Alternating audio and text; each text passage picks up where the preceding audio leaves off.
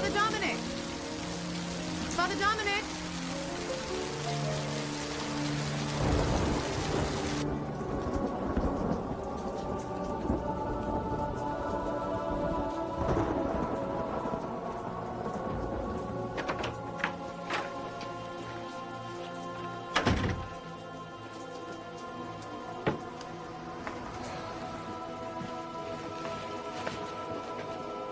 Dom?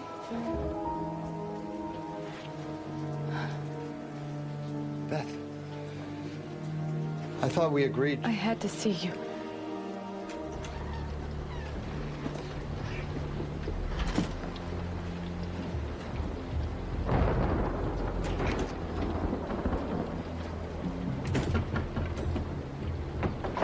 I know I have no right to ask this of you. Beth, it's not a matter of right. I handled the whole thing so badly. Beth, we all made mistakes.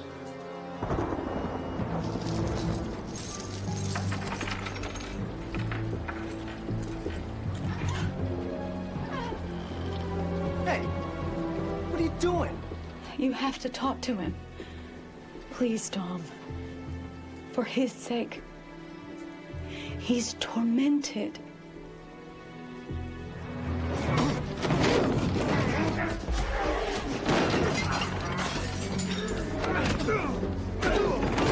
Beth, you and Matt are here on a retreat. I really don't think that this is the right time or the place. He was your best friend. This fight between the two of you, he won't admit it, but it hurt him.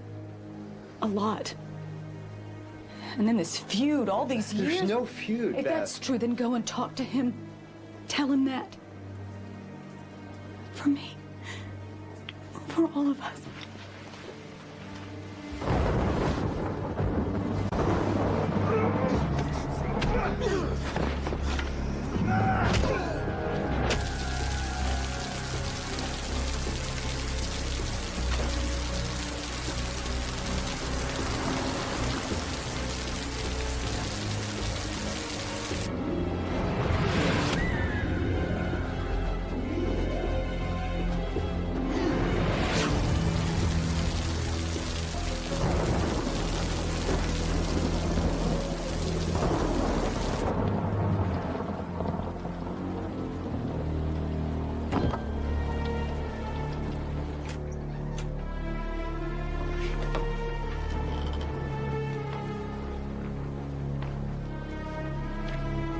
Leonard. Father Dominic, I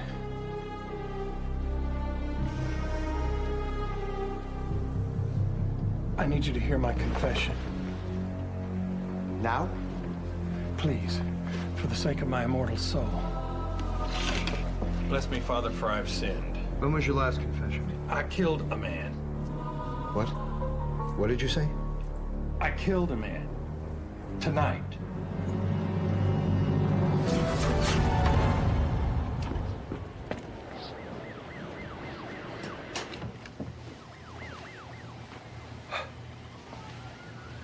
Matthew.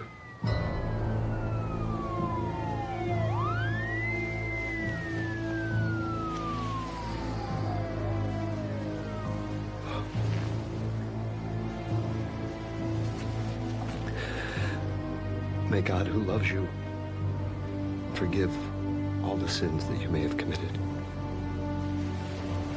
In the name of the Father, the Son, and the Holy Ghost. Amen.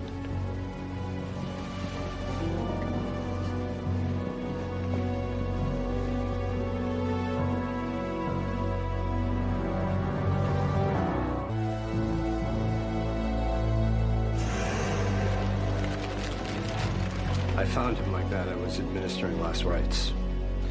What brought you to his room? Someone told you he was dying? Father, do you have any idea who might have killed Matthew Scarborough? Ma'am, this is the crime scene. That's my room. Matthew!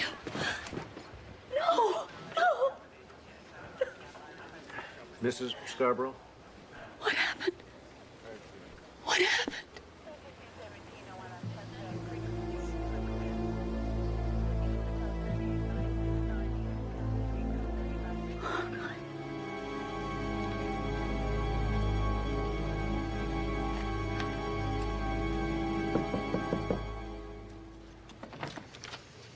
Steve. Where did the murder take place? Building 3, room 110. What? I don't know. I was just thinking, when I walked out of the chapel, it was, I guess, a little after 9, and I saw someone heading towards building number 3. It was Father Dominic. You sure that's who it was? Yeah, I called out to him. He waved back at me. Let's check out the crime scene. Sorry to ruin your retreat. My retreat isn't half as ruined as Matthew Scarborough's.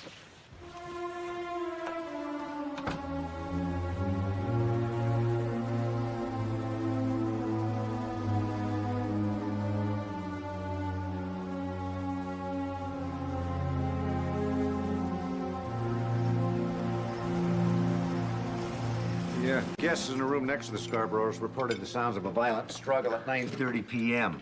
Squad car was dispatched. I was in the neighborhood, so I joined them. I just, it's so hard to believe a man goes on a retreat and gets killed at the monastery. What I can't understand is why Father Dominic isn't talking to me. Where's another wrench? Oh, there. Thanks. Dad, why are you fixing that leak? I mean, you must have an entire maintenance staff to handle things like this. I got this great book here. It really makes everything very easy. There's illustrations to cover every problem. Plumbing by the numbers. Yep. So why should I bother the maintenance crew when I can easily fix it myself? I guess. Father Dominic didn't kill Matthew Scarborough. Why won't he tell me what he was doing in his room? Well, just because he isn't talking, Steve, doesn't mean he's guilty, you know. Oh. I'll call you when I get back to the station. Oh, that's okay. There's a picture that covers that in here. Right. Have fun. Okay. Give me the phone.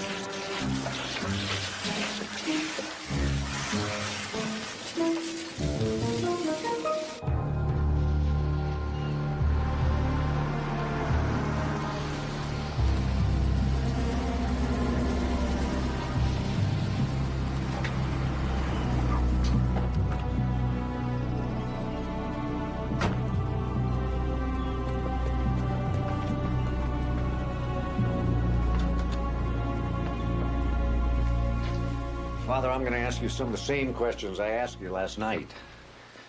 What were you doing in Matthew Scarborough's room? Do you have any knowledge of who might have killed him? Where were you at 9:30 just prior to going to the victim's room? I was here, in the office, counseling somebody. Who? Beth Scarborough. Beth, his wife? I suppose you can't tell me exactly what you were counseling her about.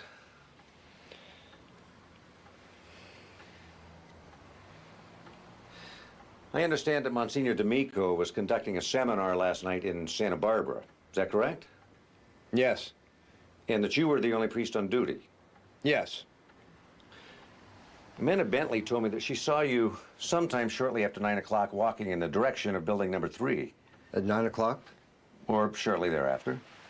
No, it wasn't me. If there was no other priest on duty, who else could it have been? I don't know.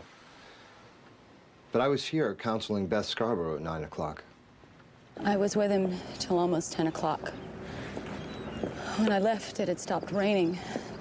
I walked along the bluff and looked out over the ocean. At night? I had a lot of thinking to do. I saw the police cars arrive. I went back to the room. And you know what happened after that. So you consulted with Father Dominic for an hour and a half? Yes, About your fight with your husband? that's right. You mind telling me what this fight was about? No, it's very...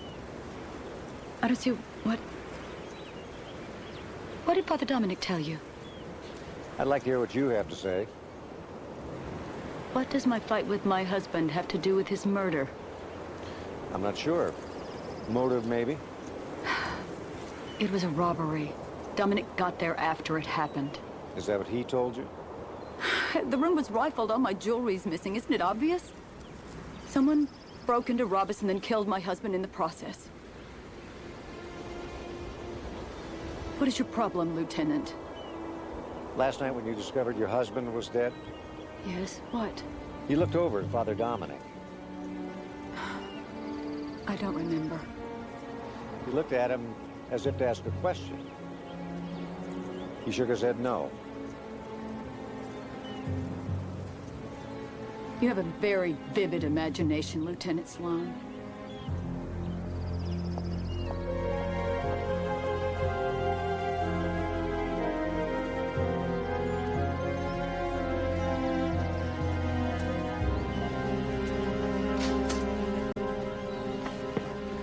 Excuse me, you're Lieutenant Sloan? That's right. You're the guy investigating that murder last night. You know something about it? Yeah, I'm Leonard Wilson. Oh, I'm the groundskeeper. Kind of messy work today after the rain. Doesn't seem to bother the rabbits much, though. Rabbits? Oh, yeah, we got a infestation, I guess you'd call it. Damn rabbits get hungry enough, they'll eat about anything. Right now, they're chowing down on all my new plants. That's not what I stopped you to talk about. See, I know how everybody out here feels about him. And About who? Father Dominic. He's a good man. I don't want to say anything to get him in trouble.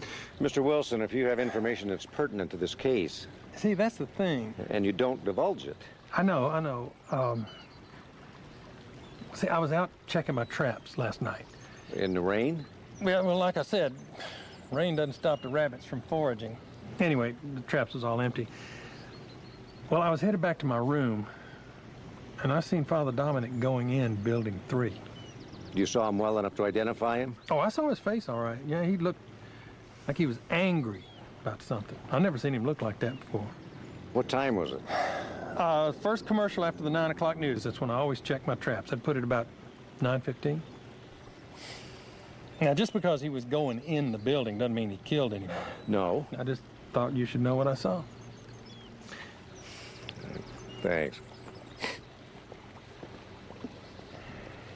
I've got 2 eyewitnesses placing him at the scene of the crime minutes before the murder took place. One of them's Amanda Bentley. Motive? I'm not sure yet. But I do know this. There's more to the relationship between Father Dominic and the victim's wife than meets the eye. You think they're in this together? That's one possibility. Or how about this? The wife goes to the priest with some sob story. And he goes to talk to the husband. They get into a fight. The husband ends up dead. Maybe. Well, Steve, I've seen you go after suspects with no more than this. Is it because he's a priest? No. Emery wants this case resolved. So do I. He's got enough PR problems right now. If there is any hint that we're letting someone hide behind the church... Sloan here. Yeah, Dad. All right, I'm on my way. Monsignor D'Amico's on his way to the hospital. I'd like to have a talk with me. So the church is sending out its big guns. How long have I known you, Steve? Since I was an altar boy. And I knew then that you were a young man of good character and solid judgment. Thank you, Mark. Monsignor, I know you didn't call me down here to tell me not to do my job. Truth be told, I wasn't looking to talk to you at all. Your father convinced me that I should. I knew what your answer would be. I'm going to investigate the murder. And if Father Dominic is guilty... Father Dominic did not commit this crime. See, that's why I came to see you in the first place. Before your well-meaning but sometimes single-minded son arrests an innocent man, I need you to prove him wrong.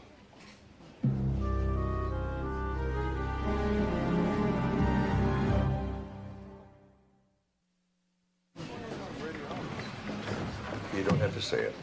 Say what? You were going to say I shouldn't go up to the monastery and poke around because I might contaminate the investigation. I wasn't going to say that. You were too. Was not. Were too. Because you wouldn't do that anyway. Why not? No one would talk to you. You're too well known. You're Dr. Sloan. I mean, your picture's been in the newspaper. You've been interviewed on television. Okay, we got your leak problem solved. There's a worn-out washer. Oh, great. How much owe you? You're kidding. No, 85 cents for the parts and the rest is labor. You only here an hour. Yeah, right. I should change professions. Oh, you got one of those plumbing by the numbers books. Yeah, you don't like those books? Oh, I love them. My business has gone up 30% because of these things. Well, See ya.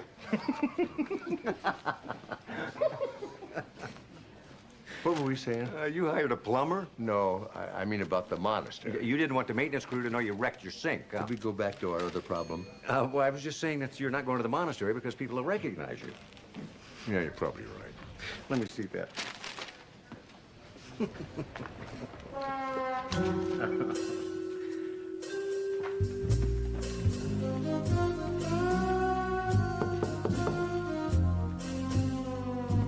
Yes? Howdy, ma'am. You call for a plumber? No, Mark. I'm the new handyman. Uh-huh. I suppose Steve sent you over? No, he's not so overjoyed I'm here. But I told the Monsignor I'd look around, see if I could uncover anything people might not want the police to know. Well, Mark, almost all the people have left the retreat. They found the murder to be very unsettling. Are you staying? Yeah, I sent all of my notes over to the county coroner. My kids are back east with my mom, so I figured why not stay here a few extra days and relax? Well, I'm gonna look around, ask a few questions. Mark, do you actually know anything about plumbing? Funny you should ask.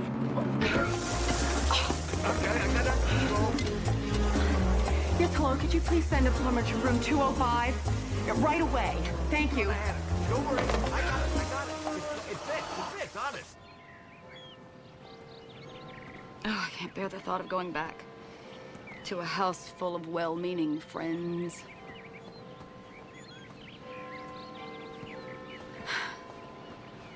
I don't know what to say.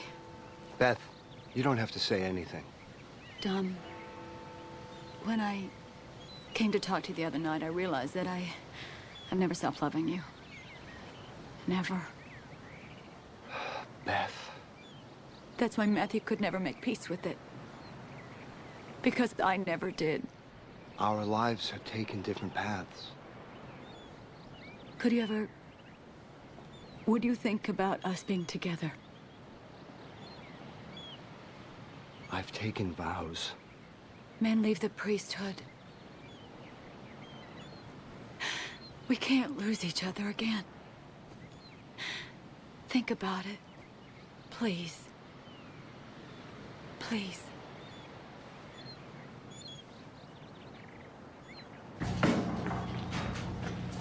Leonard! Leonard, I want you to meet Mark. He's going to be helping us out for a few days. All right.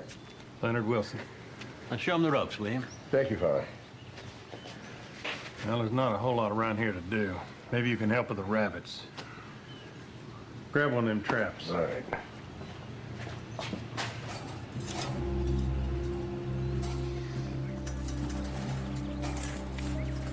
Oh, Father? Good. You know, maybe you could give me a little suggestion here. Hi, I'm Mark. I'm the new groundskeeper. Yeah, I've been told to set these traps up. I don't know. Where do you think you ought to go?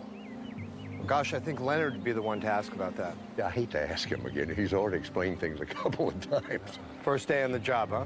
Yeah.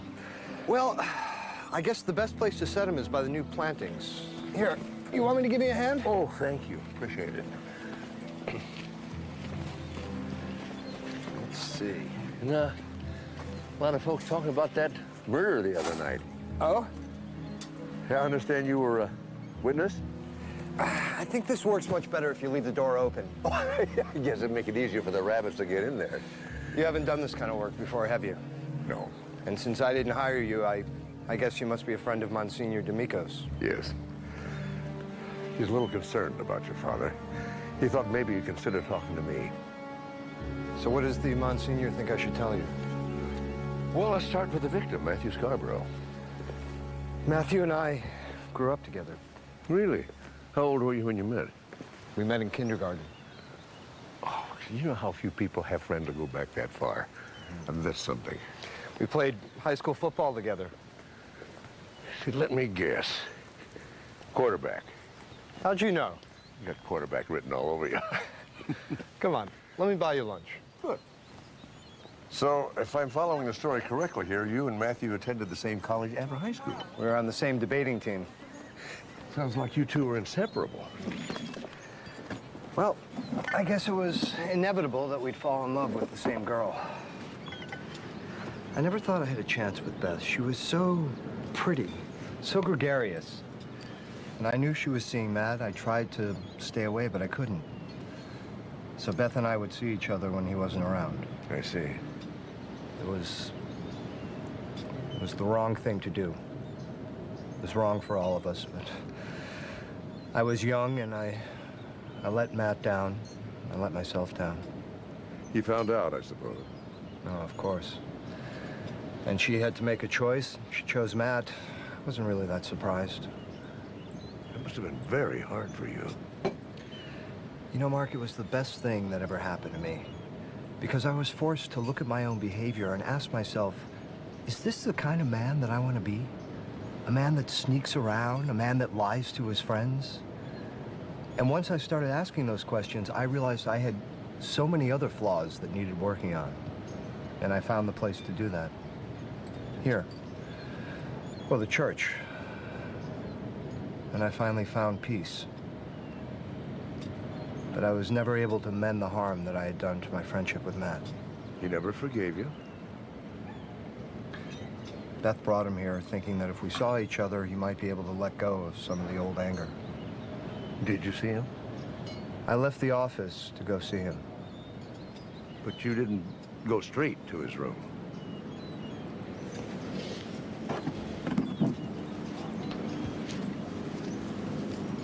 Was someone else there, Father? Did you see someone else come out of his room?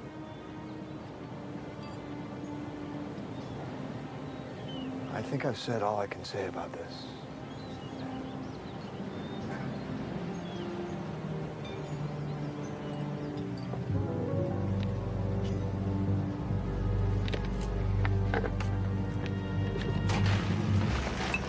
And he graduated from there in 1985? That's great, Cheryl. Thanks. Hey, Dad. Guess we went to college together, played on the same football team, and were on the debate squad together. Father Dominic and Matthew Scarborough. Lucky guess. Be fresh. Dad, what are you doing here? Well, just suppose for a moment that Father Dominic didn't commit the crime. Dad. Go with me just for a minute on that. Because you said that he would not talk to you. Right. Well, every question I asked him, he answered. Right up to moments before the murder. Now, why is that? Because he was guilty? Maybe. But I was just thinking, under what circumstances is a priest required to keep silent? You're talking about the sacrament of confession? Possibly. Oh, come on, Dad. You think the murderer confessed to Father Dominic? I mean, why would he do something like that? Well, you know, out of genuine remorse, maybe. Or maybe Father Dominic saw the murderer leaving Scarborough's room. Now, the killer realized the only way he can keep from telling what he saw is to confess. It's pretty slick thinking for someone who just committed a murder. Fits all the facts. Sloan here. Yeah. All right, I'll be right out. Well, you can put your confessional theory to rest. In memory of his death and resurrection, we offer you, Father, this life-giving bread and this saving cup. We thank you for counting us worthy to stand in your presence and serve you. The body of Christ. Amen. The body of Christ. Amen. The blood of Christ.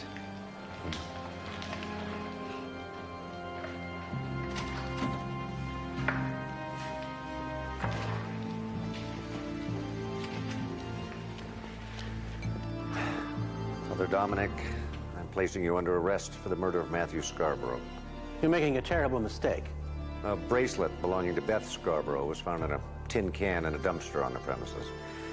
The fingerprints belong to Father Dominic. You have the right to remain silent.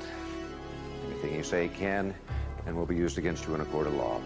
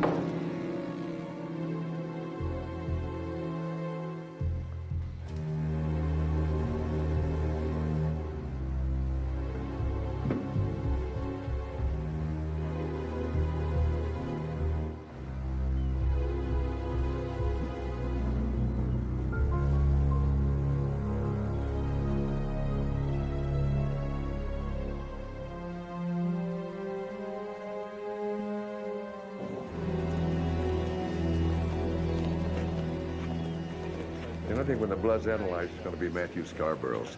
It was carried into the confessional by whoever killed him. Yet I can understand why you don't want to think that Father Dominic or any priest could commit a murder. You know, Steve, I was kneeling right next to Father Dominic when he received communion. You can't receive communion when you're in a state of mortal sin. So he went after confession. Once you're forgiven, you can go to communion, then am I right? All right, let's say for the sake of argument that I was wrong, that it wasn't Father Dominic that I saw walking into Building 3 that night. But the gardener saw him too. Leonard Wilson. He said he was close enough to see Father Dominic's face. We've got the right guy. But what do we really know about that gardener? I'm working on that.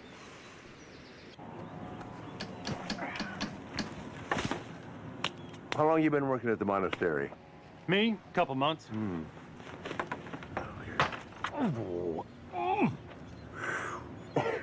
Guess I better put my glasses on. Hey, you were here when the cops came back, weren't you? Yeah, I was around. What do they want? Didn't somebody tell me you saw something the night of the murder? I saw the priest going in the building where the murder was committed. Huh. What? Well, I just thought, that's interesting. That other witness, the young woman, she said she didn't see you at all. Sorry.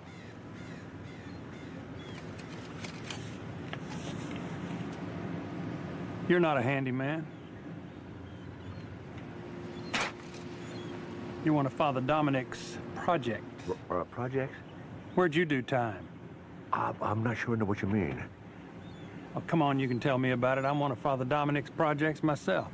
He loves finding guys like you and me, just out of prison, trying to get back into society. Oh, yeah. Well, I wasn't sure you knew about that. What were you in for? Well, it's a little hard to explain. Yeah, I bet. I bet you were innocent, too. As a matter of fact, I am. Yeah, like 99% of the guys on death row. Funny, isn't it? Father Dom trying to help out guys like us. Now him going down for murder one.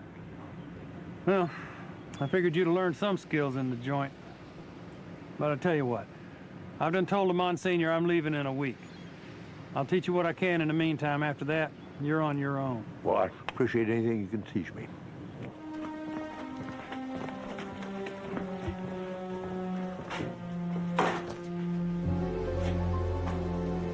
What are you looking at? Oh, caught a rabbit, huh? Yeah, this morning. This time tomorrow, he's gonna be stew. You gonna kill him? What else? Maybe I could find a home for him somewhere, local school or something. You're the strangest con I ever saw.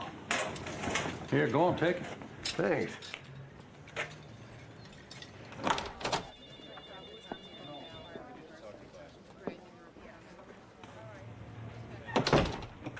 Hi. How you doing?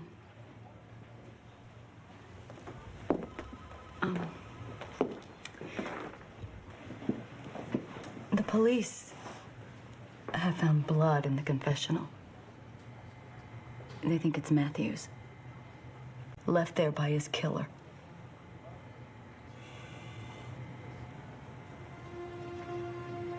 You know who killed him. He confessed it to you, didn't he? Who was it? Beth. You know who killed my husband and you won't tell me? I want to know. I can't. I took vows. You'd throw your life away? You'd risk execution because you took some vow not to tell? What kind of God expects you to protect a violent criminal? I don't expect you to understand. Well, you're right, I don't.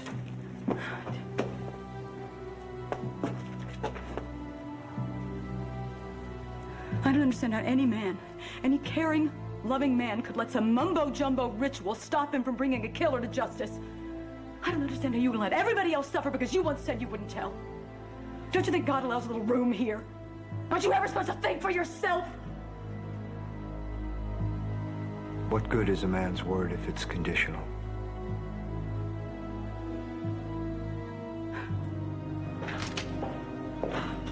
Amanda?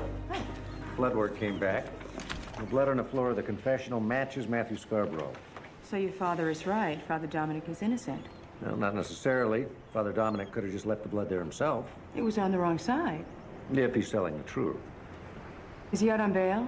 Who? Father Dominic. He's right over there. Father Dominic!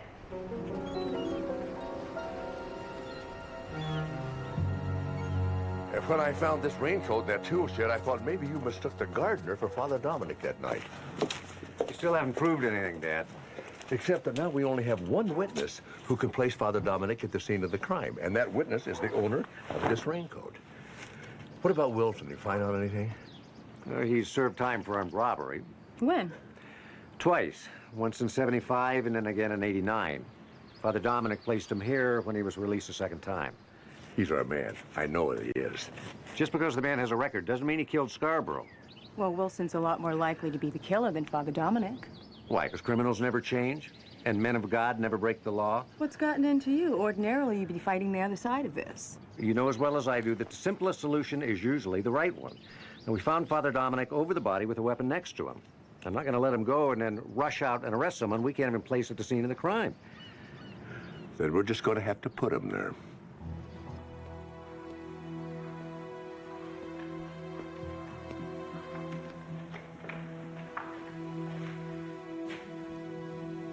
Hello, Leonard.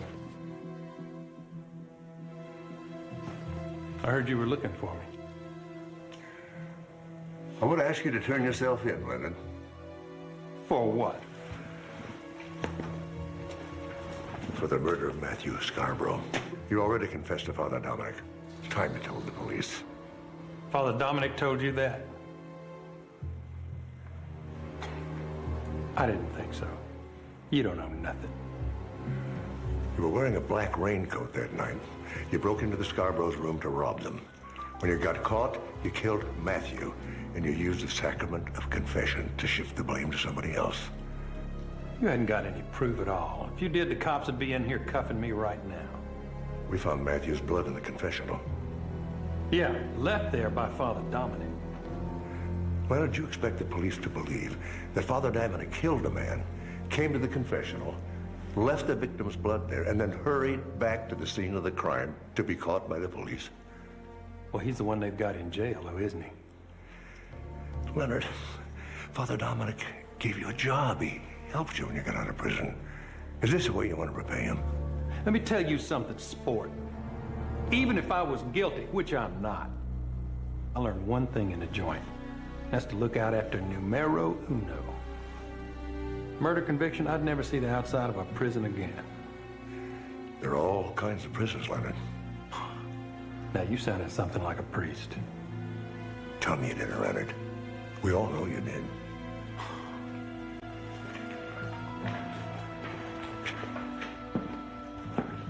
You know, it's a shame about Father Dominic. He's an okay guy.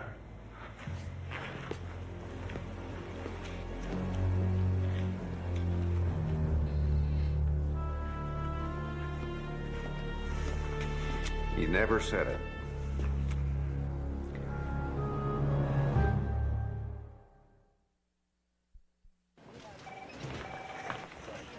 Hungry little fella, isn't he? Let me know he's still here. You know how hard it is to find a home for a wild rabbit? Well, the stolen Rolex has a serial number, and I've sent it to all of the pawn shops in the area. Yeah, Leonard won't pawn it right away. He's too smart for that. What? The DA's called a press conference tomorrow. Limrey's going to be there, and they are moving ahead with the priest. Leonard all but confessed. What more do they want? All but doesn't count. You know that. Wilson is bound to make a mistake. He needs money. His bank account shows a whopping balance of $28. Look, but I need some time. Yeah, well, you have until tomorrow morning. Well, maybe... What? Oh, maybe, Cheryl, you could talk the captain into releasing Father Dominic into your custody. No way. Well, sure you could. You could talk him into anything. He likes you. He likes me because I follow the rules. Well, good then. He won't suspect anything. Come on. I think I can get Wilson, but I'm going to need some help. Steve, what am I supposed to say to him? Tell him I'll get rid of the rabbit. Now that might work.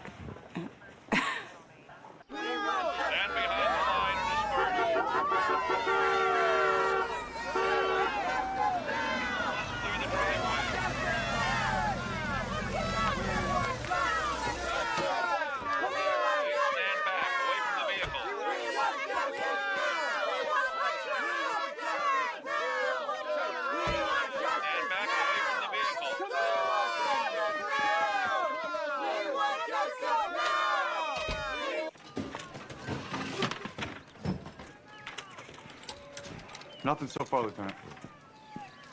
What are you doing in here? Leonard Wilson? You know I am. I've got a court order signed by Judge Thompson to search your room for anything relating to the death of Matthew Scarborough. Hey, you had no basis. Actually, I did. Your previous record and your suspicious raincoat. Get out. Get out of this room. Ah, gee, boys, take it easy here, will you? There's nothing in here for you to find. I didn't think there was. That's all right. Keep looking, boys. Make it the most thorough search you've ever done. All right, these are all signed, ready to send. Hey, I don't have to put up with this. With what? And you're the one that set them up to it. It's searching. They're trying to scare me into saying I did something I didn't do. What's that, Well, Leonard? it isn't going to work, and you can forget about that 1 week's notice. I'm leaving right now.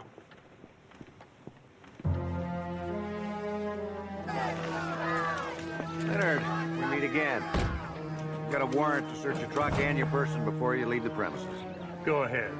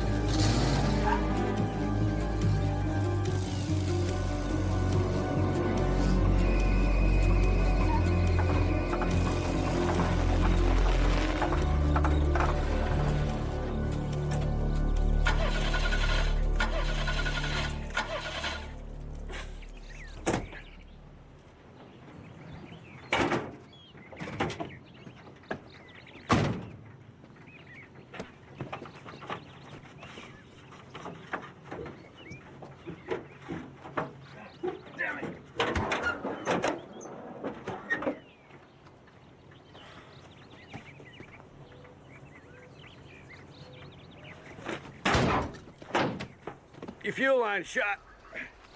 Well, how'd that happen? Looks like it was ate through by a rat or something. A rat? Can't miss them teeth marks.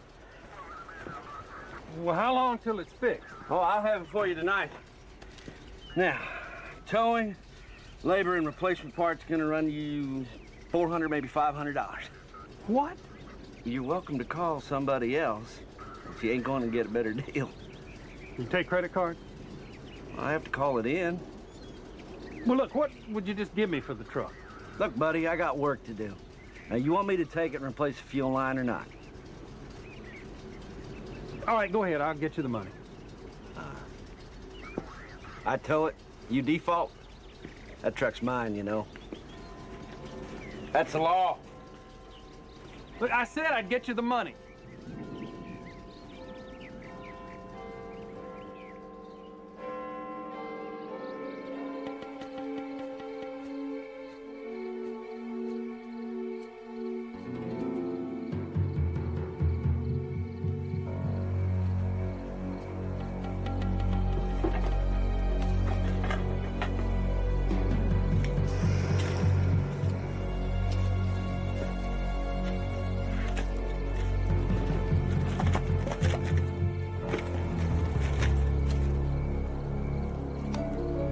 I'll take those. Oh, and thank you, by the way. For what? For digging up the evidence for us. It wasn't me, it was that priest. Yeah, sure. You have the right to remain silent. Anything you say can and will be used against you in a court of It's law. not me, it's that priest. The right to an You got attorney. the wrong boy. Now listen, And you for an guys attorney, can't- one will be appointed for you by the court.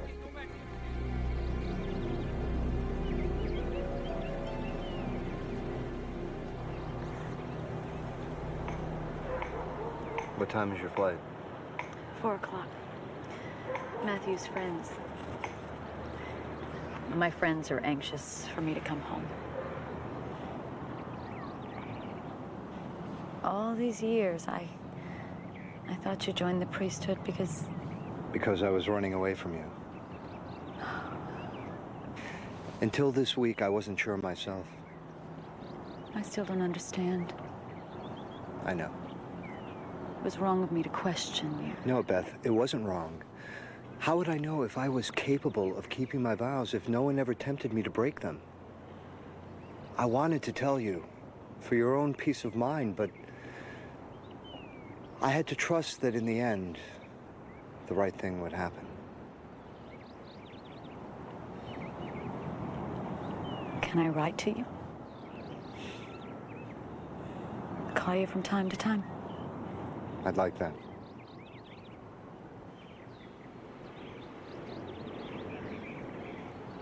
But you specifically said that you were planning on getting a pet for CJ and Dayon. Right, a pet, a dog, a cat, a turtle. Rabbits make great house pets. And notice the plural word pets. Not in my house. You start with one rabbit, you end up with a dozen. Amanda, this rabbit single-handedly saved Father Dominic's life. He hadn't chewed through that fuel line. I've been meaning to ask you, how did you get him to do that anyway? I put a little honey on it. Oh, your usual tactic. Spread a little honey, get your own way. It won't work on me. Oh, Amanda. No rabbits, Mark. How can you say no to a face like that? No. Well, I've even got a book to go with it, Pet Care by the Numbers. Mark. Did I mention that this rabbit saved Father Dominic's life?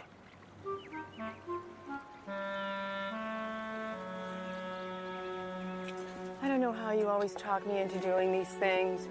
Okay, Mark. This is the last time.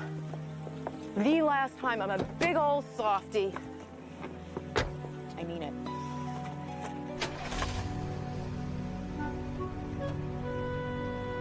Thank you.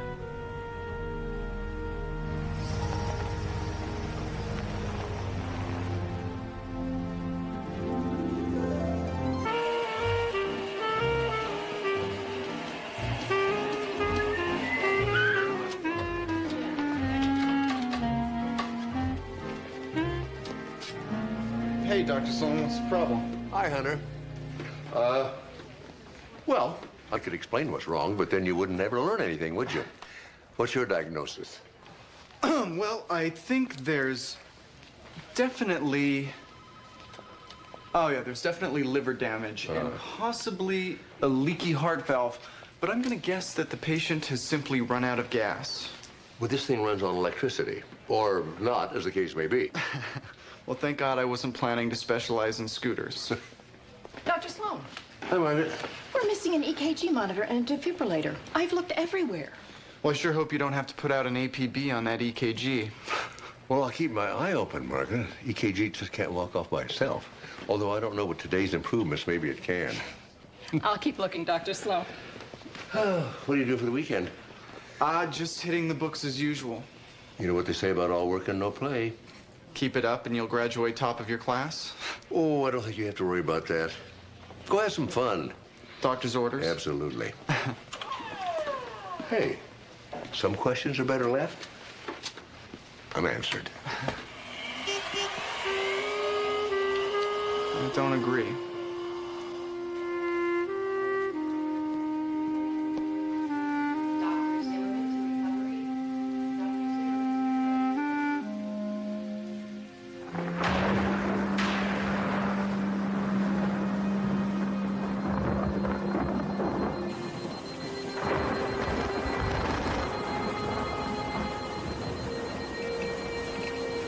Four and a half minutes max. That's enough. We've got to bring him back. We agreed to have him go the full 5.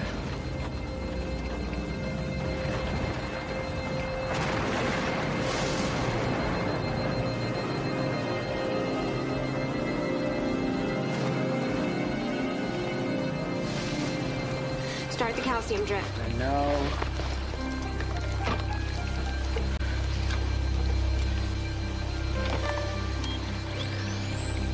Clear. It's not working. Safety lock. Clear. Again, damn it. Clear. He's not responding. Thank God, we killed him. Clear. He's alive. He was out almost 5.5 minutes.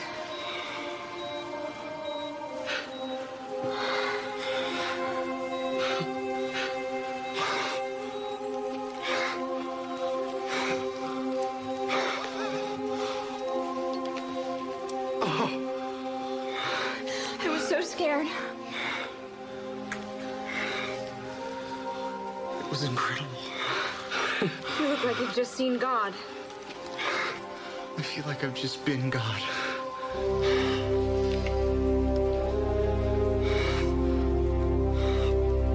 You know, for the last 3 years, you've all been learning how to save lives.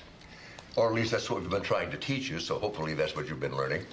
Today, I'd like to take a couple of minutes to just talk about an aspect of our profession that's sometimes given short shrift. Fee splitting? I said an aspect that gets short shrift. You misheard me. Touche. You hear a lot about bedside manner. See, there you go. Right away, you get this mental picture of a gigolo with a stethoscope around his neck. But you know the bedside manner is about compassion.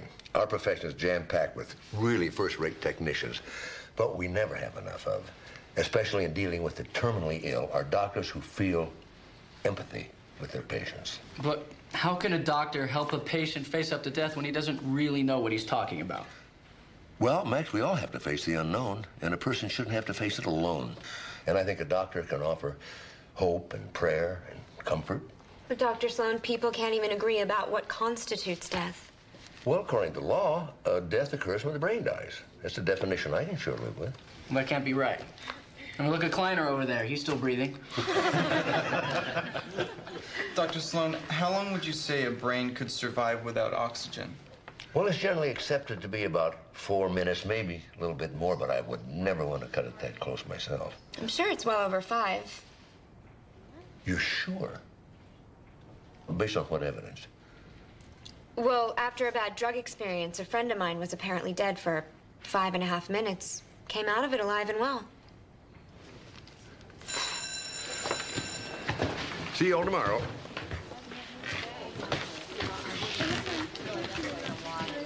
Yeah.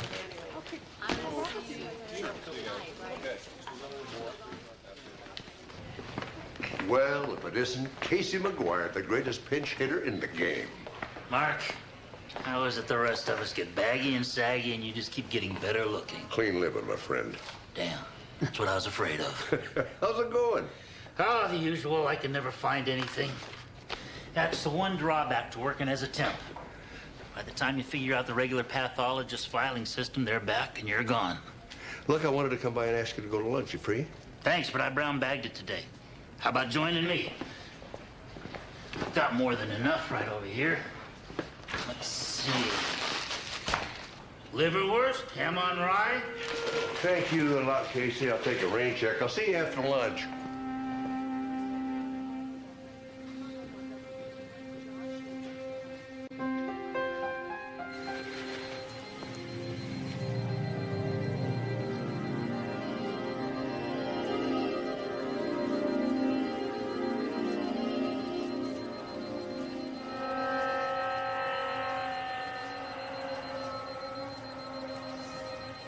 I'm going to bring him back. We had a deal. You weren't serious. A promise is a promise. Hunter. Trust me. He's gonna die. You already agreed. No, I thought you were kidding. Did you? We are going to spend the next 50 years saving lives. This is our one chance to know what it feels like to take one. You're out of your mind. No, Jenny. Just outside the rules. Don't fight it, babe. Revel in it. It's gotta last you a long time.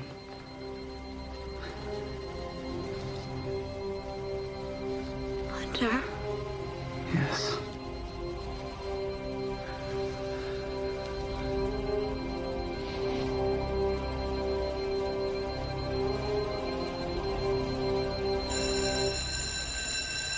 Okay, would you pass your papers here on your way out?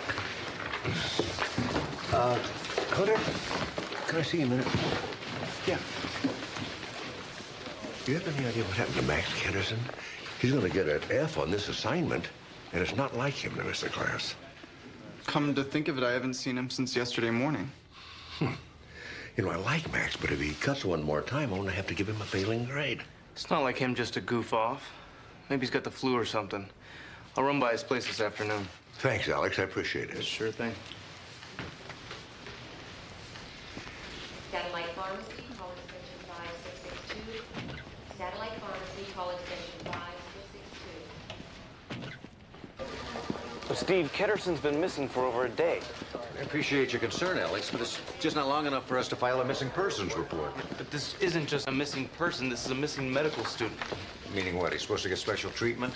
No, it's just that this guy's never even late for class in over 4 years. Now all of a sudden, this close to graduation, he just vanishes. Well, maybe the pressure got to him. Max is an absolute workaholic. There's no way he'd risk flunking out. Trust me. All right, Alex. I'll start the paperwork.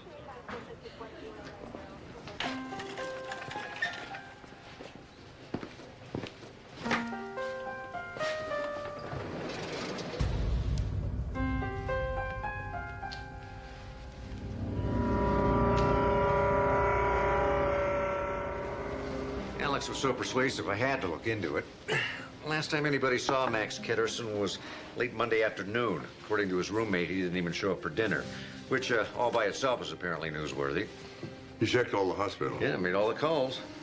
Well, he couldn't have just disappeared off the face of the earth. Dr. Sloan. What's the matter, Casey? You look like you've seen a ghost. I wish I'd seen a ghost. I found that missing student. He's dead. Somebody snuck him into the path lab, put him in a drawer. My God. It gets worse. All the blood's been drained from his body.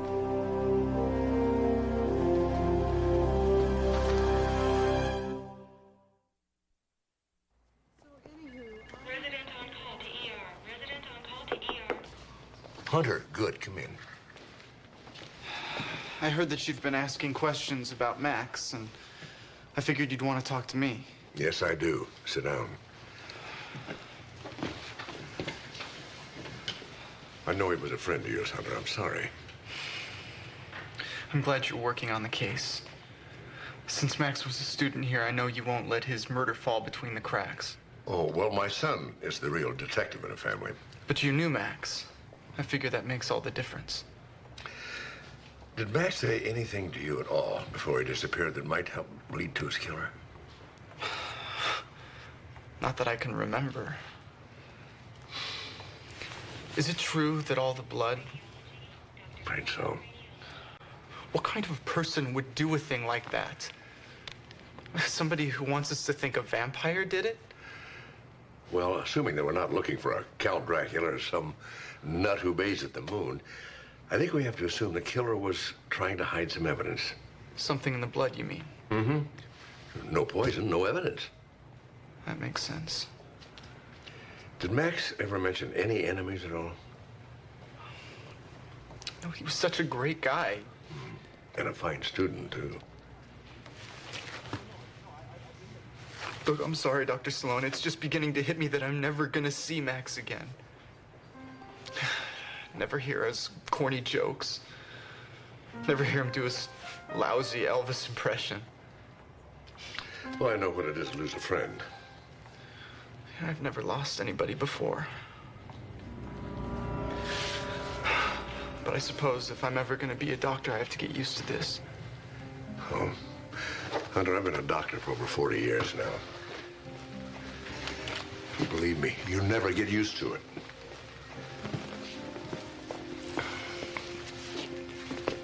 Thanks, Dr. Sloan.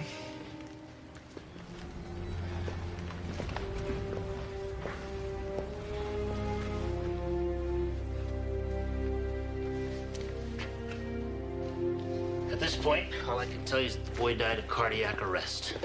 I know. In final analysis, that's what we all die of. That's it? There was elevated potassium in his system, but sometimes that's a natural occurrence at the time of death. So all we know for sure is that Max Ketterson is dead. No, we also know he was murdered. His blood didn't just evaporate. And whoever bled him definitely knew what he was doing. Great. So we've narrowed down a list of likely suspects. Anybody with a medical background, supernatural ghouls, and kosher butchers. Alert the media and arrest is imminent. We'll know a lot more when I get the reports on the tissue and brain samples I submitted for analysis. Oh, yes, there was one little oddity. There was particles of plaster dust in Ketterson's nostrils. Why would you do something like that? Like what? Like going to talk things over with Dr. Sloan. I was Max's best friend. Don't you think it would be a lot more suspicious if I had avoided the subject? A normal person could have a conversation without offering up theories to help the police solve the murder. Okay, I thought you had realized by now that I am not a normal person.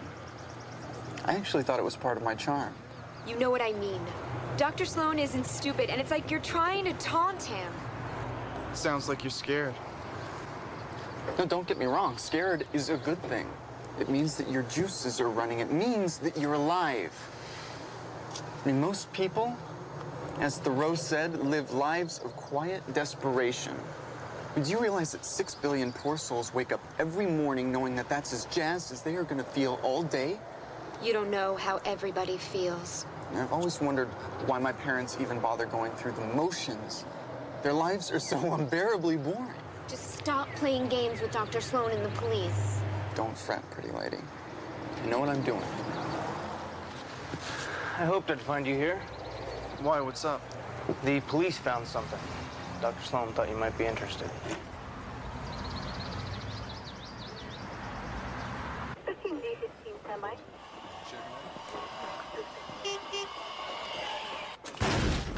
Oh.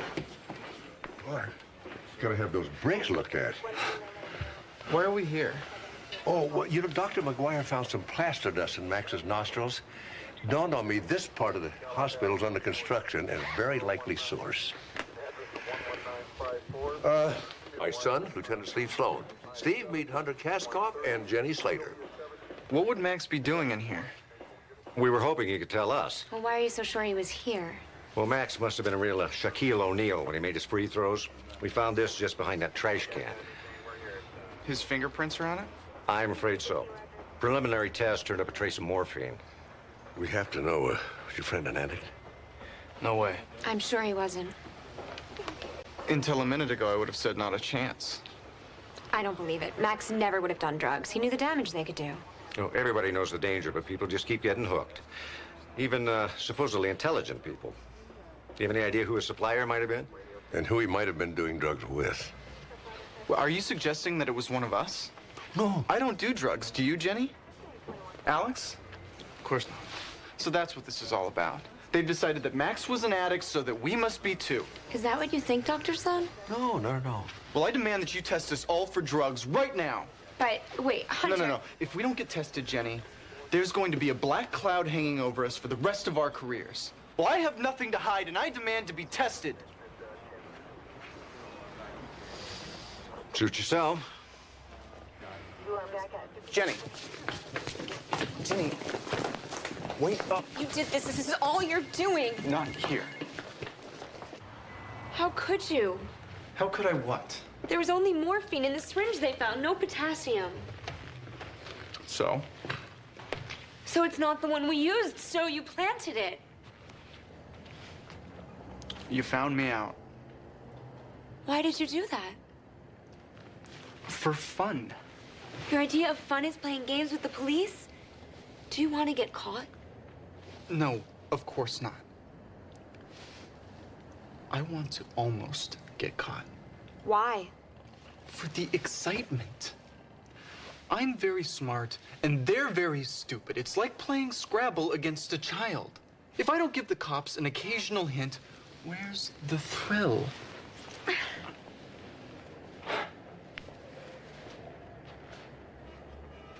All right, perhaps for the fox, just surviving the chase may be enough, but not for me. You always intended on killing Max, didn't you? Don't go all innocent on me. It's not as if we didn't talk about it. I thought you were joking. Any sane person would have thought that. I'd stick to that story, babe. It's a good one, and you've captured just the right tone of moral outrage. If you thought I was just clowning around, why didn't you try to save Max when you had the chance? I tried to. You tried to. Hunter, hasn't it sunk in yet? You committed premeditated murder. Give it a rest, babe. Your fingers tingled, your heart beat like a trip hammer, and your brain buzzed like a nuclear plant. I know. I was there. So what? So I'm just saying, it's a little late in the game for guilt pangs.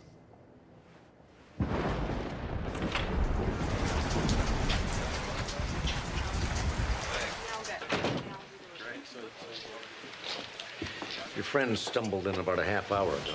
Drunk as a skunk. Been pouring coffee into her ever since. I guess she's having a delayed reaction to Max's death. Make sure she doesn't drive.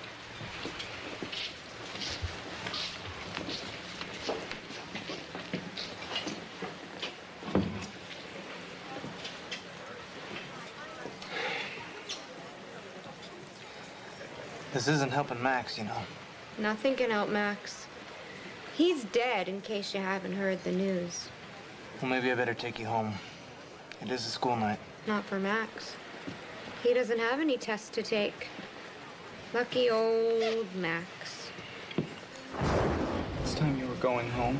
I'm not going anywhere with you. Go away. Don't touch me! You're making a scene. In the morning, you'll be embarrassed. You think you know everything, but you don't. See what you made me do? Shouldn't have taken off my raincoat. You take me home.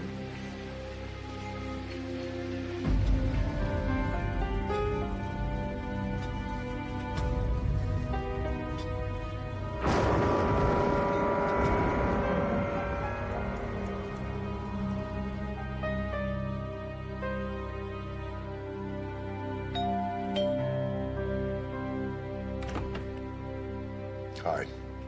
Dr. Sloan. Jenny, I'm sorry to bother you at this hour. I wanted to catch you before you got to class. Oh, okay. Thank you.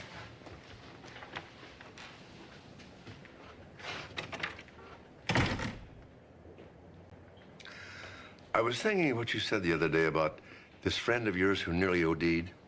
What about it? Well, at the time, I thought you were talking about yourself. You know the way people do when they're talking about an anonymous friend. Hunter and I tested clean. Oh, I know that. But it just struck me that maybe you were talking about Max Ketterson. Was he the friend? Yes, he was. When I asked you before, you denied that. We lied. We didn't want him written off as just another junkie. Good morning, Jenny. I brought you a peace offering. You two have a fight? Jenny tried to drown her grief last night, and things were said that I'm sure we both regret. What brings you out at the crack of dawn? Hon, I'm trying to figure out what kind of a man Max Ketterson was.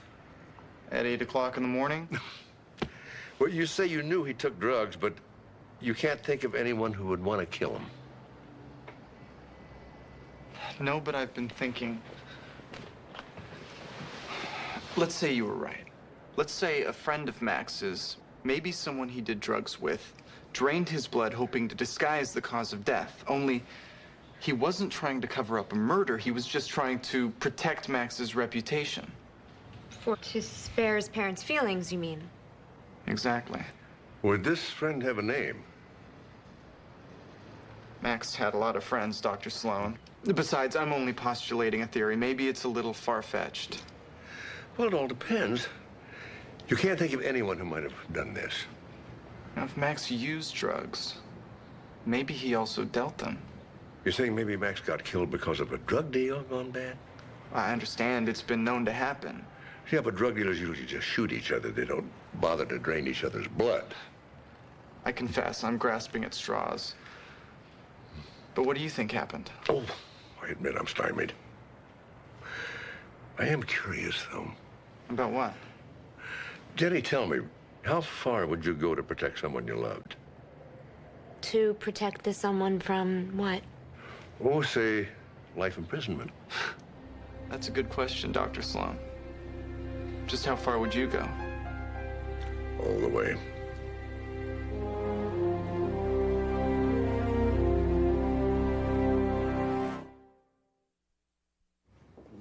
Hi. Hi. You got a brand new frame for Buster. What happened to the old one? It get busted?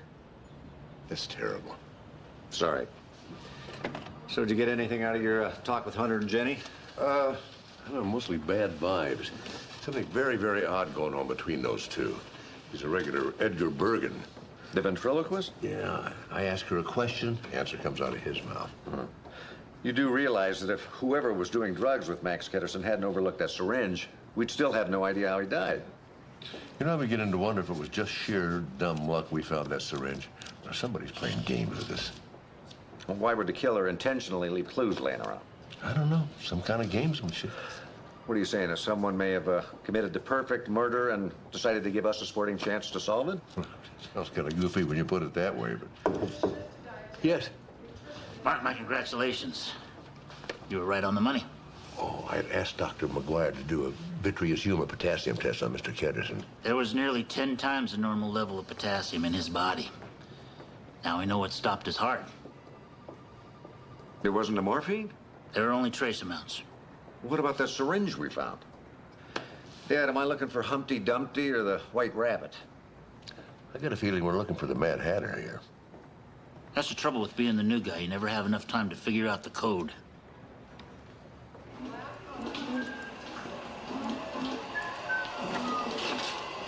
Dr. Sloan, Oh, sorry, Margaret. No hitchhikers. I just wanted to let you know the EKG turned up. Oh, good. I knew it would. Well, that's the good news. Uh-oh. Uh-oh is right. Some darn fool nearly ruined it for good. Somehow got plaster dust in the works. Fortunately, Rudy managed to clean it out. Oh, good. Thank you, Margaret. Plaster dust.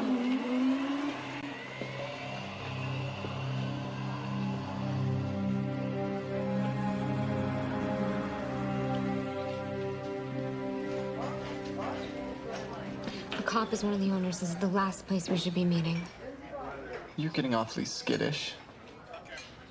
Lieutenant Sloan is nowhere around, and I'm willing to wager that ketchup isn't bugged. So relax. I'm telling you, Hunter, stop playing your games or I'm not covering for you. I am getting tired of your ultimatums. What is it this time? Plaster dust in the EKG? My God, why don't you just sign a written confession? Well, I'd hate for you to discover that I have feet of clay, but that really was just an oversight. Oh, so even Hunter Kaskoff isn't perfect. Look, why do you insist on sounding so pedestrian? And you insult me because I don't want to be arrested. For crying out loud, babe, you wanted to know what it felt like to flatline? This is it. Everything tingles. Morons insist that power is the ultimate aphrodisiac. Well, it's not. Danger is. Meaning what? Meaning that you have lived more fully in the past few days than you have in your entire life. Quit making this out to be something it isn't. Fear. Cheap thrills. That's all this has been. People smarter than you are. There are no people smarter than me. Remember, in the land of the blind, the one-eyed man is king, and I happen to have two eyes. Just leave everything to me, and you'll have nothing to worry about. Aren't you the least bit worried about God? Why? We only killed Max. God kills everybody.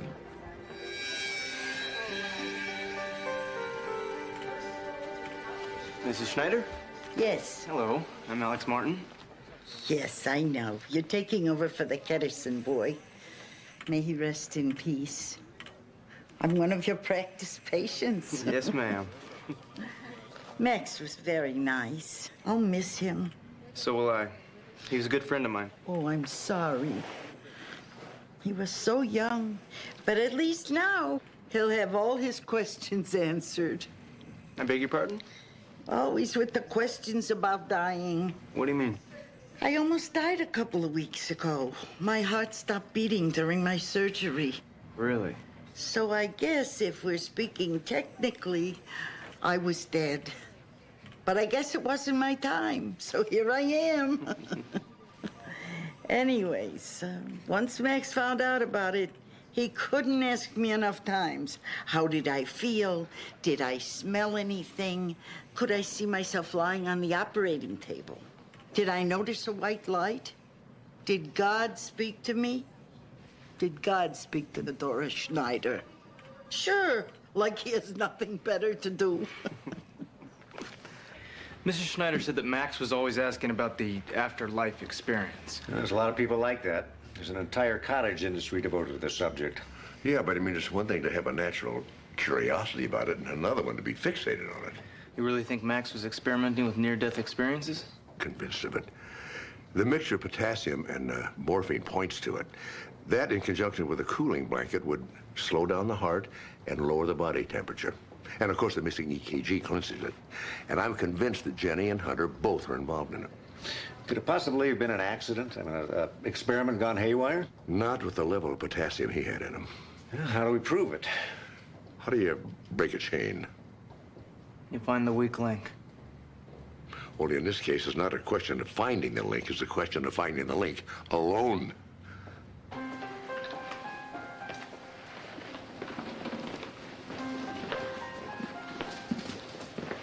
Hunter Kaskoff. Yes? Just the man I'm looking for. I'm Dr. McGuire. I'm filling in for Dr. Bentley. So I've been told you're top dog in your class, in which case you're the man I want assisting me. According to Dr. Bentley, you've got the makings of a first-rate pathologist. That's very kind of her. Well, let's shake a leg. Even dead people don't like to be kept waiting. I'll catch you later, babe. Oh, hi, Jenny. Just going to have a cup of coffee. Want to join me? Sure, I'd love to. Good.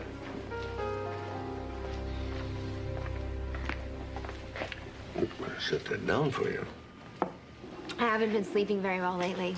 Guess I'm starting to worry about finals. You know, I believe you haven't been sleeping very well, but I don't think it has anything to do with finals. I think it has to do with Max Ketterson. What about Max? I think that you and Hunter and Max were doing something you shouldn't have been, and things got terribly out of hand. Like what? I think you were flatlining. No. I'm pretty sure it was Hunter's idea originally, and you two just went along with it. Because, well, Hunter is Hunter. He can be a powerful influence. You're wrong. You know, at first I thought maybe Max's death was accidental, but then I think you would have spoken up before this if that was the case. You don't know what you're saying. Jenny, I now believe that Hunter killed Max intentionally for no other reason. He just felt like it. No. I can't lie to you, Jenny. I think it was Hunter's idea, but I know that you must have gone along with it. You don't know any such thing because it isn't true. I also know confession's good for the soul. Courts take genuine remorse into consideration. I don't think this is something you can bear to live with. What do you say?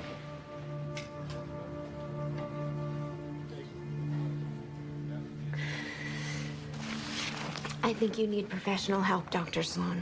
Beg pardon? Do you often have these wild delusions? It could be the early stages of Alzheimer's. Are you denying that you and Hunter had anything to do with Max Ketterson's death? Of course I do. And if you spread this vicious rumor, my father's an attorney and he will sue you for every penny you have. Jenny, you're making a terrible mistake. Amanda was absolutely right, Kaskoff. You do have all the makings of a fine pathologist. I have to go.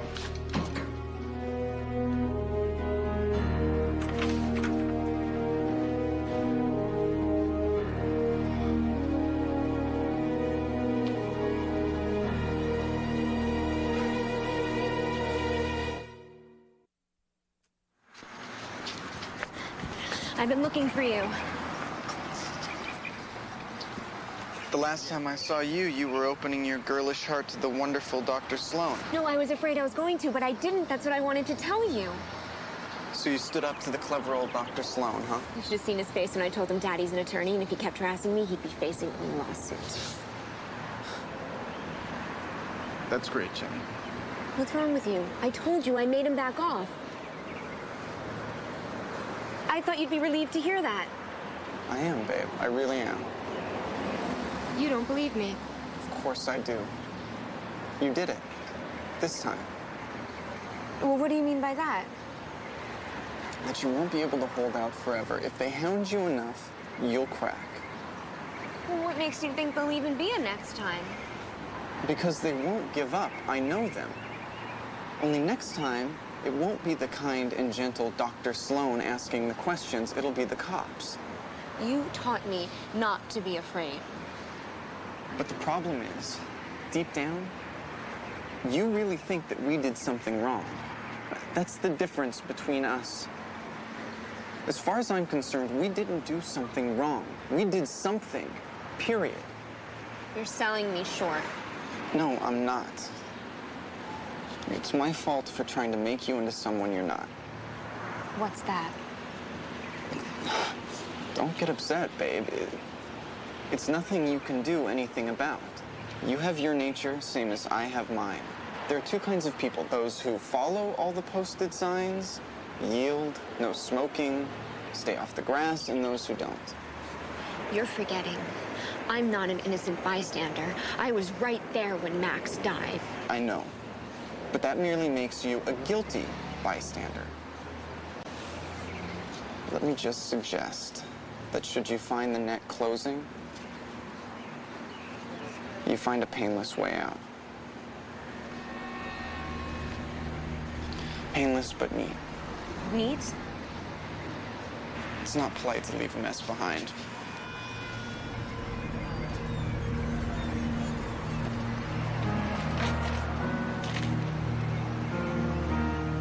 I was so certain she was going to come clean. I'm afraid it's only on Perry Mason where the criminals conveniently break down and confess. There has to be some way to tie him to Max's death. We can't even trace the missing morphine, calcium, and potassium back to them.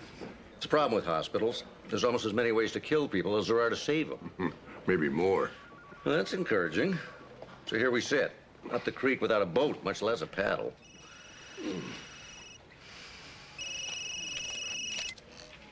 Dr. Sloan. Oh, yeah, I'll see him in my office. They're here.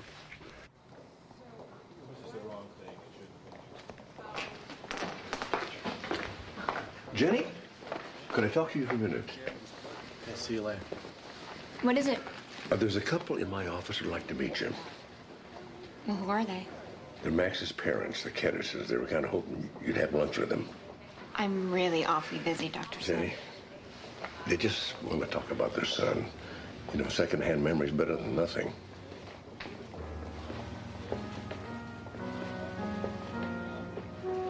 Sure, I'd love to. Good.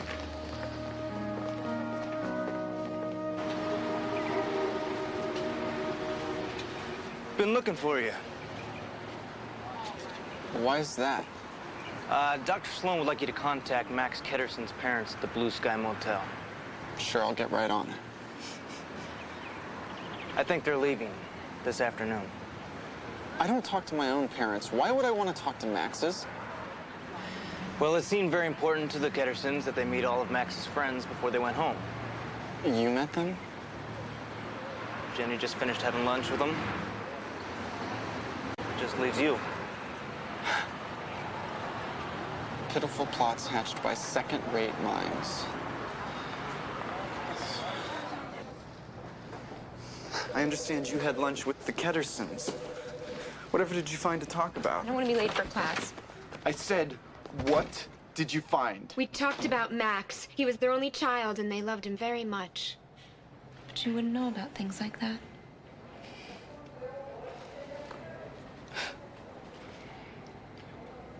Ultimately, you must be true to your own nature.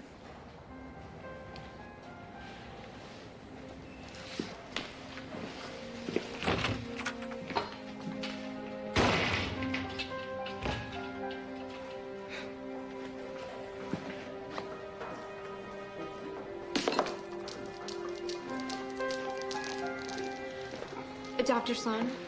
Jenny, I'm glad you came back. Dr. Sloan, you're not going to believe this. That EKG is missing again. Oh, no. Oh, my God. He's staging his own death, isn't he? Alex, grab the crash cart.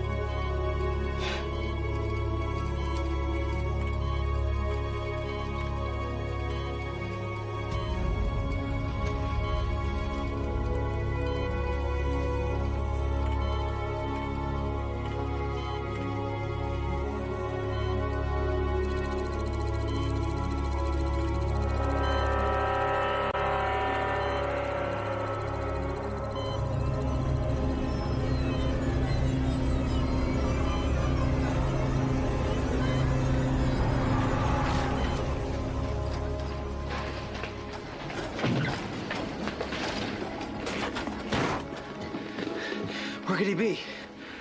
If you have any idea. I don't know. Jenny, you have to tell us. You think I want another death on my conscience? He said if I decided to take the fast way out, I should keep it painless, but make it neat. No muss, no fuss, Pathlab. But that's clear over in the north wing. I know. That's where he left Max. That's where he'll be.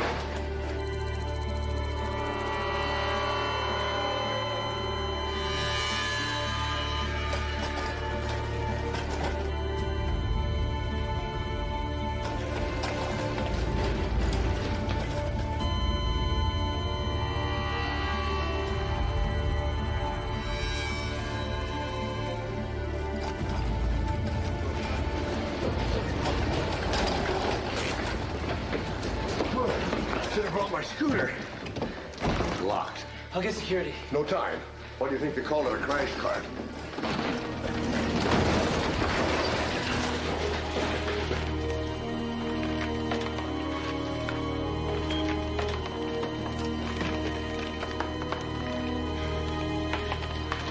Give me 200 joules. Clear.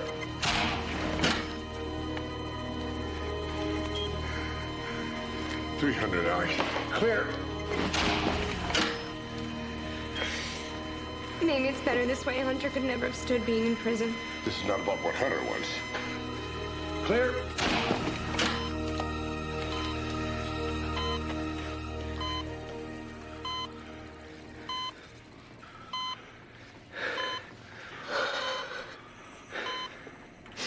How will he be? I don't know. But he's alive. That's what we're here for. It's a miracle Hunter was able to survive with all his mental faculties intact. Such as they are. You know, the irony is, if a jury convicts him of murder one, his life will have been saved from death by one lethal injection, only to have it ended by another. How long of a sentence do you think Jenny will get? Well, let's see. State needs her testimony to convict Koskov. She's an attractive young woman, and her father's a top-flight criminal attorney. I wouldn't be surprised if she got off with a suspended sentence. Maybe even an apology from the court for the inconvenience. Well, you are cynical. Experience, my boy. On the other hand, it was all Hunter's doing. Are you sure about that? What do you mean? I just wonder if Hunter, crazy as he is, would have murdered Max if he hadn't been showing off for his girlfriend just a little bit.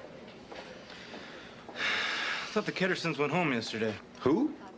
Those people getting on the elevator. It's Max Ketterson's parents. Who told you that? He did. What's so funny? Well, that's what I'd like to know. Weren't those the Kettersons? No, those are the Flemlins. Who the heck are the Flemlins? They're our next-door neighbors at the beach. You invented the Kettersons? Max was an orphan. I didn't have much choice in the matter. Excuse me. Remind me never to play poker with your old man.